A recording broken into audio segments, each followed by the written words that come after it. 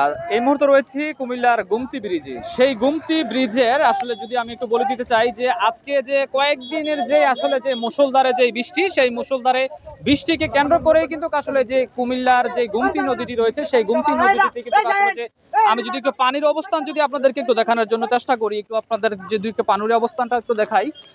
দেখেন আসলে পানি কিন্তু দিনের দিন আজকে 2 দিন যাবত কিন্তু পানি এতটুকু বৃদ্ধি পাচ্ছে, যেটা আসলে অনেকটাই কিন্তু পানি। গতকালকে কিন্তু আসলে আমরা দেখেছিলাম যে পানি কিন্তু আসলে অনেকটাই কম, তবে কিন্তু আজকে গতকালকে রাত থেকে এবং গতকালকে দিন থেকে পানি যেভাবে আসলে বৃদ্ধি পেয়েছিল, সেই পানি কিন্তু আসলে পানির স্রোত গতিস্রোত কিন্তু অনেকটাই বৃদ্ধি। এবং কি আমরা যদি আপনাদেরকে একটু দেখানোর জন্য চেষ্টা করি, যদি ওই পাশটা থেকে আসলে ওই সাইডটা হচ্ছে যে কামারখোলা, সেই কামারখোলা এলাকা থেকে কিন্তু আসলে যে কিছুক্ষণ পূর্বে যে মানে ফাটলের যে অবস্থান দেখা দিয়েছিল, আর সেই ফাটলের অবস্থান দেখা দেওয়ার পর কিন্তু দেখা গেছে যে এখানে তাদের যে মালসাবানা বা এখানে যে তাদের যেই আসবাবপত্র যত কিছু ছিল, যে আসলে আপনারা দেখছেন যে আপনাদেরকে দেখানোর জন্য একটু চেষ্টা করছি, এখানে যত ধরনের মালসাবানা ছিল তাদের সকল ধরনের মালসাবানাগুলো নিয়ে কিন্তু তারা কিন্তু এখানে ওই পাশ থেকে কিন্তু তারা কিন্তু মোটামুটি নিরাপদ আশ্রয় স্থানের মধ্যে কিন্তু তারা কিন্তু চলে আসছে।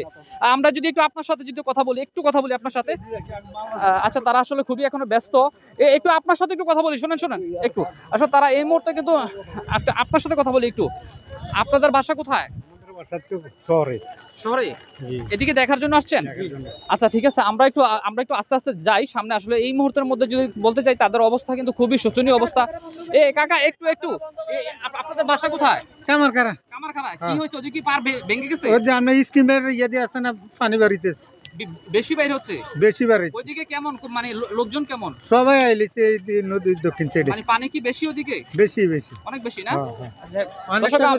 আমরা একটু আপনাদেরকে দেখাই। দেখেন ওই যে ওদিকে যত কামারখোলা এলাকা থেকে যত ধরনের লোক আসলে রয়েছে, তারা আসলে সবাই কিন্তু এইভাবে তাদের মাল সাবানা যা কিছু রয়েছে এগুলো নিয়ে তারা নিরাপদ আশ্রয় স্থানের মধ্যে কিন্তু যাচ্ছে। যদিও উপজেলা প্রশাসনের পক্ষ থেকে কিন্তু আসলে বলা হয়েছে, উপজেলা প্রশাসনের পক্ষ থেকে কিন্তু বলা হয়েছে যে আজকে 2 দিন ধরে কিন্তু বলা হচ্ছে যে তাদেরকে সবাইকে আসলে নিরাপদ আশ্রয় স্থানে যাওয়ার জন্য কিন্তু বলা হয়েছে। তো কিন্তু তারা এখন পর্যন্ত আসলে দেখেছিল যে আসলে এখন পর্যন্ত কোনো ধরনের কোনো সমস্যা এখন পর্যন্ত হচ্ছে না। তো এই কারণে কিন্তু তারা এই অবস্থানটার মধ্যে কিন্তু তারা ছিল, সবাই সবার অবস্থানের মধ্যে অবস্থান করেছে। তো এখন দেখা গেছে যে আজকে ভোররাত থেকে যে অবস্থানটা হয়েছে সেটা হচ্ছে যে এখানে যেভাবে পানি ঢোকা শুরু করেছে, সেভাবে পানি ঢোকা শুরু করেছে, সেই জন্য কিন্তু আসলে তারা উপজেলা প্রশাসন আবারও আজকে ভোরবেলা থেকে শুরু করে বারবার আসলে মাইকিং করা শুরু করেছে, এবং কি তারা এখন মোটামুটি সবাই সবার অবস্থানের মধ্যে নিরাপদে থাকার জন্য কিন্তু তারা যাচ্ছে।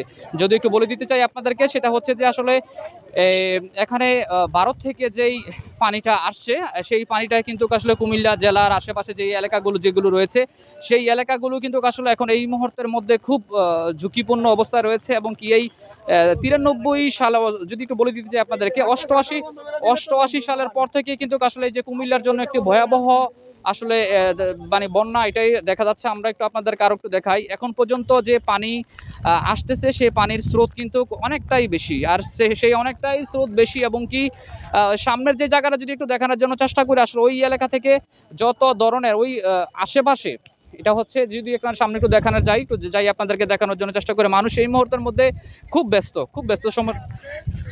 আপনাদের বাসা কোথায়? আমাদের বাসা আমতলিতে না? ওইদিকে আত্মীয় স্বজন আছে? আপনাদের ওইদিকে মানে বাদ কি ভেঙে গেছে? না, বাদ বেগে নাই, মানে ভাঙার সম্ভাবনা আছে। ফাইবের গোড়া দিয়ে পানি যাইতেছে, আর সামনে মুড়ে জায়গা ডাউন, যে কোনো মুহূর্তে ভাঙতে পারে না? দর্শক, আমরা একটু আরেকটু সামনের দিকে যাই। আমরা সামনের দিকে গেলে একটু আপনাদেরকে একটু দেখানোর জন্য চেষ্টা করি যে আসলে বর্তমান অবস্থানটা কি বা কি আসলে বিষয়। দেখেন একটু পানি যদি দেখাই, একটু আপনাদেরকে পানিটা দেখানোর জন্য চেষ্টা করি।